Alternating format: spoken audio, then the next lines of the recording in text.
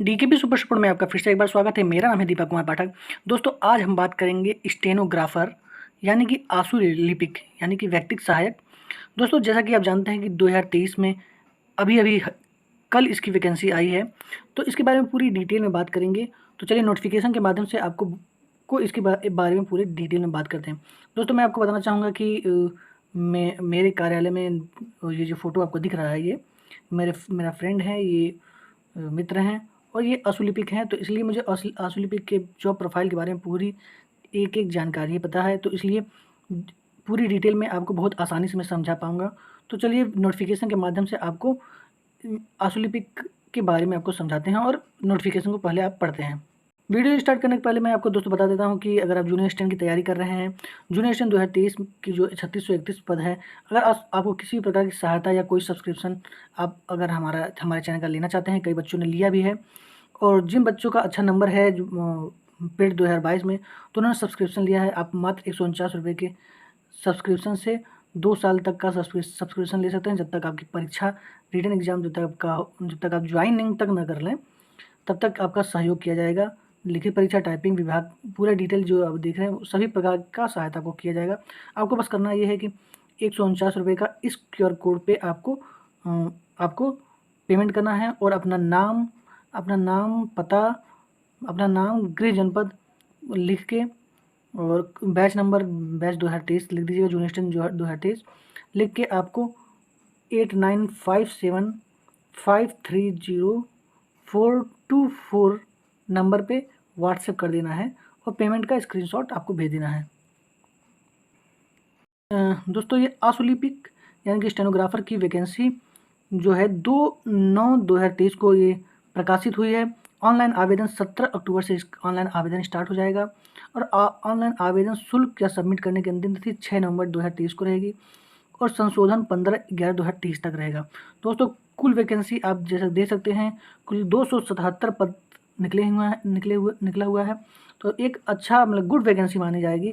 जैसा कि आप दोस्तों जानते हैं, स्टेनोग्राफर बहुत ही कम बच्चे इसका प्रिपरेशन करते हैं और बहुत ही कम बच्चे अन्य भर्तियों के मुकाबले बहुत ही कम बच्चे इसके कंपटीशन में रहते हैं। तो इसलिए पद मतलब ठीक ठाक आया है, बहुत ख़राब नहीं आया है।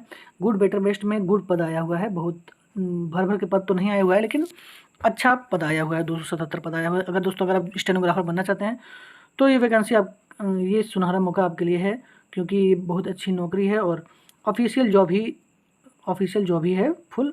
जैसे कि कनिष्ठ सहायक यानी कि क्लर्क की जॉब होती है, बस उससे थोड़ा एक स्टेप आगे की जॉब है।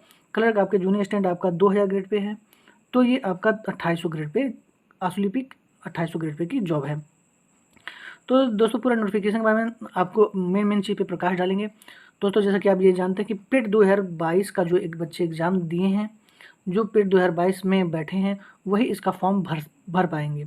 जब ये फॉर्म आपको भराएगा, आपका 17 अक्टूबर से भराएगा, तो वही बच्चे भर पाएंगे जो पेट 2022 का परीक्षा दिए हुए हैं। अब इसमें देख लीजिए, आपको थोड़ा सा और ये सब आप थोड़ा पढ़ लीजिएगा, फ़ोटो कैसे लगाना है फॉर्म में। अब इसमें तो आवेदन शुल्क जैसे जानते हैं कि किसी कैटेगरी के लिए है, इसको फॉर्म भरने के लिए 25 रुपये आपको लगाना पड़ेगा। ये थोड़ा महत्वपूर्ण है। मुख्य परीक्षा हेतु परीक्षा शुल्क का भुगतान केवल मुख्य परीक्षा हेतु शॉर्टलिस्ट किए अभ्यर्थियों द्वारा ही अलग से किया जाना होगा। मुख्य परीक्षा हेतु शॉर्टलिस्ट किए गए अभ्यर्थियों द्वारा मुख्य परीक्षा हेतु परीक्षा शुल्क का भुगतान मुख्य परीक्षा का प्रवेश पत्र डाउनलोड करने से पूर्व किया जाएगा। यानी कि जब आप फॉर्म भर देंगे स्टेनोग्राफर का यानी आंसू का, तो शॉर्टलिस्ट हो पेट 2022 के आधार पर शॉर्टलिस्ट किया जाएगा। तो जो बच्चे शॉर्टलिस्ट के अंतर्गत आएंगे वही मुख्य परीक्षा का फॉर्म भरेंगे। अब दोस्तों, इसमें और आगे देखते हैं कि क्या इसमें विशेष दिया हुआ है। दोस्तों, ये विभाग दिया गया किस किस विभाग में कितने कितने पद निकले हुए हैं, इसमें ये भी दिया हुआ है कि कितने बच्चे बुलाए जाएंगे के लिए। तो इस अगर 277 को देख लीजिए तो लगभग 4,000 बच्चे, कम से कम 4,000 बच्चों को बुलाया जाएगा मुख्य परीक्षा के लिए। तो बहुत ज़्यादा संख्या मतलब कि नहीं है, बहुत कम से कम मेरे हिसाब से 10,000 बच्चों को तो मुख्य परीक्षा में बुलाना ही चाहिए था। लेकिन हो सकता है कि आप ज़्यादा बच्चे बुलाए, क्योंकि 4,000 थोड़ा कम लग रहा है। लेकिन अपने नोटिफिकेशन में लिख दिए हैं कि 8 गुने बच्चे को ही मुख्य परीक्षा के लिए बुलाया जाएगा। तो चलिए पहले इसमें आप देख लीजिए कि विभाग में कौन कौन से विभाग हैं।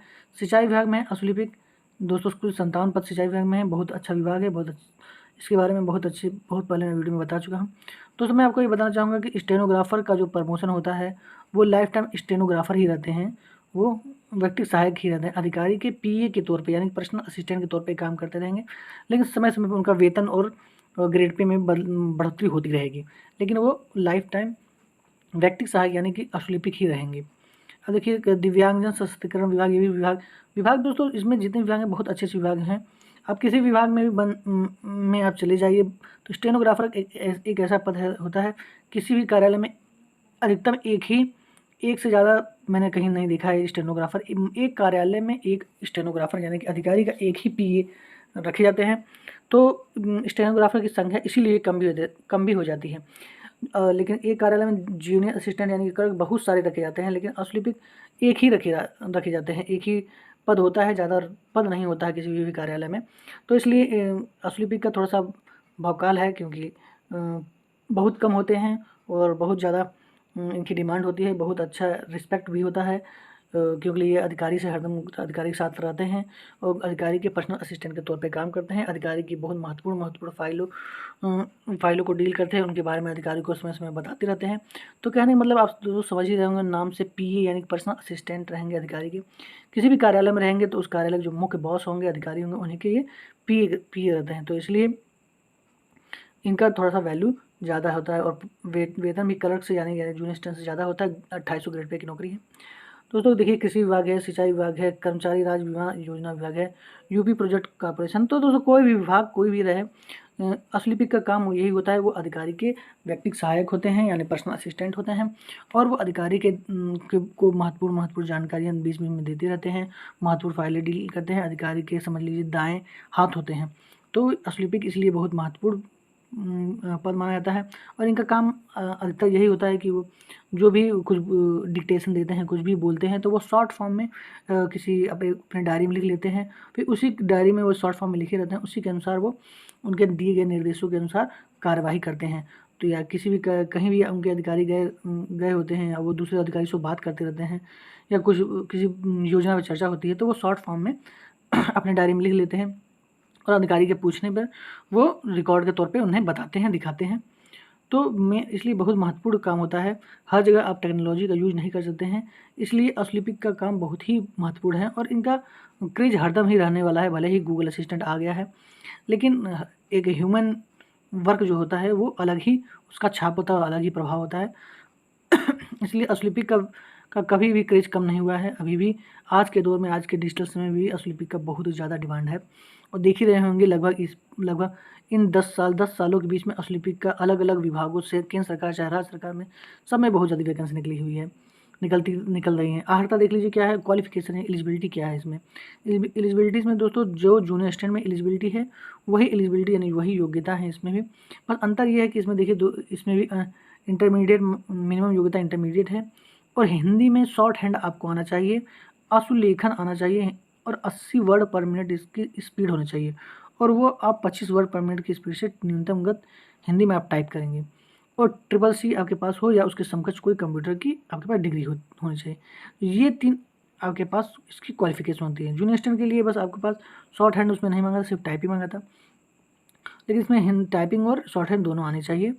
और आपको ये ध्यान रहे कि शॉर्ट हैंड आ रहा है तो टाइपिंग आपको हिंदी आना ही चाहिए, और इंटरमीडिएट योग्यता है CCC होना चाहिए, बस इतना ही है। या कोई मान्यता प्राप्त कंप्यूटर कोर्स की सर्टिफिकेट आपके पास हो, यही आपके पास अनिवार्य योग्यता है। इसका विशेष ज़्यादा योग्यता है। इसमें भी एकेडमिक अब ख़त्म कर दिया गया है, पहले इसमें भी एकेडमिक एक चरण रहता था, और आपके नंबर के अनुसार भी नंबर मिलता था। जूनियर असिस्टेंट और स्टेनो, इसका दोनों में आपका एकेडमिक ख़त्म कर दिया है, तो बहुत अच्छी बात है। तो दोस्तों इसका भी मुझे जहाँ तक अनुमान है, इसमें 100 अंक का पेपर होगा, पहले से ही जूनियर असिस्टेंट और अश्वलिपिक का जो लिखित परीक्षा होता है लगभग सेम की तरह होता है, तो इसलिए 100 अंक का पेपर होगा मुझे जहाँ तक लग रहा है। अभी सिलेबस आया नहीं है कि क्या क्या और कैसे किस पैटर्न पे एग्जाम होगा, लेकिन जान लीजिए 100 क्वेश्चन रहेगा, एक पेपर रहेगा इसमें रिटन। आयु में 18 से 40 वर्ष की आयु है, और कैटेगरी के अनुसार आपको छूट दी जाएगी। तो ये हो गई आयु की बात हो गई है। अब देखिए लिखित परीक्षा हेतु परीक्षा योजना और पाठ्यक्रम के बारे में क्या है। लिखित परीक्षा हेतु परीक्षा योजना एवं पाठ्यक्रम तथा परीक्षा तिथि के संबंध में यथा समय पृथक से सूचित किया जाएगा। कहने का मतलब ये है कि अभी आयोग ने ये नहीं बताया है कि परीक्षा तिथि क्या होगी, पाठ्यक्रम क्या होगा और परीक्षा योजना किस प्रकार का होगा। बस ये अब अनुमान लगा के चलिए कि इसमें परीक्षा आपका जूनियर असिस्टेंट की तरह ही होगा। अब देखिए लिखित परीक्षा के संबंध में विशेष नोटिस।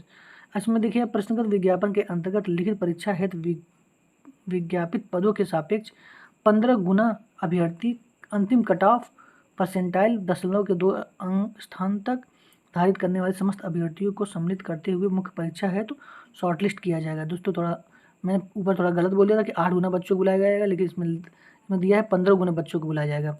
तो यानी कि आप खुद सोच सकते हैं 277 पद है, तो 277 पद का 15 से गुणा कर लीजिए, 15 3 45, लगभग 4000 बच्चे आपके इसमें बुलाए जाएंगे रिटेन मुख्य परीक्षा के लिए। इन्होंने कहा है 15 गुना बच्चे बुलाया जाए, तो लगभग ये 4000 बच्चों को बुलाया जाएगा। लेकिन मुझे जहाँ तक लगता है कि ये कुछ बच्चे बढ़ा के बुलाएंगे, 8000 बच्चे कम से कम बुलाएंगे, क्योंकि 1262 पद जो था जूनियर असिस्टेंट का, उसके लिए उन्होंने अब अगर आप देखा जाए 15 गुना देख लीजिए तो लगभग 41,000 बच्चे को बुलाया गया था जूनियर असिस्टेंट के रिटेन मुख्य परीक्षा में। तो उसी के अनुसार दोस्तों बढ़ाकर ही बुलाया गया था, तो उसी अनुसार आप सोच लीजिए कि इसमें भी बढ़ाकर ही बुलाया जाएगा। तो लेकिन ये जान लीजिए कि जिन बच्चों का पेट 2022 में 65 नंबर या 60 से 65 के बीच में भी है, 65 से 70 के बीच में अगर हुआ जिनका बच्चों का नंबर, या हमें तो जहाँ तक लगता है 60 से 65, 60 से 65 जिन बच्चों का रिटेन में होगा वो पेट में 2022 में होगा, वो इसके लिए शॉर्टलिस्ट हो जाएंगे, जहाँ तक मेरा अनुमान करता है। तो अब क्या कहते हैं, अभी शॉर्ट लिस्ट होगा वो देखा जाएगा। लेकिन 60 नंबर से अगर आपका ऊपर है पेट 2022 में,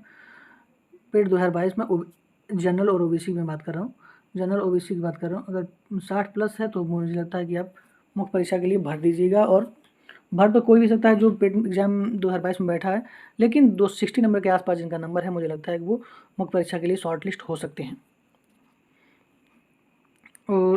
और इसी प्रकार नोटिफिकेशन में और विशेष कोई इसमें महत्वपूर्ण चीज़ नहीं रह गई है। अब नोटिफिकेशन में अभी सिलेबस के बारे में कोई जिक्र नहीं किया है, परीक्षा तिथि के बारे में कोई जिक्र नहीं किया है। तो आने वाले कुछ दिनों के बाद अलग से आयोग आपको परीक्षा तिथि और सिलेबस और कितने भाग में होगा, 1/4 इसमें माइनस मार्किंग होगा, ये तो जानते ही हैं आप। तो और भी जानकारी आपको अलग वीडियो में मैं बताऊंगा जब आयोग आप नोटिफिकेशन जारी करेगा सिलेबस का और पाठ्यक्रम का।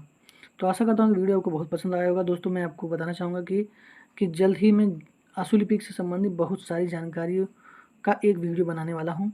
इसलिए अगर आप नए चैनल पर हो तो चैनल को सब्सक्राइब करिए और वीडियो को लाइक करिए, शेयर करिए। थैंक यू, धन्यवाद, वंदे मातरम।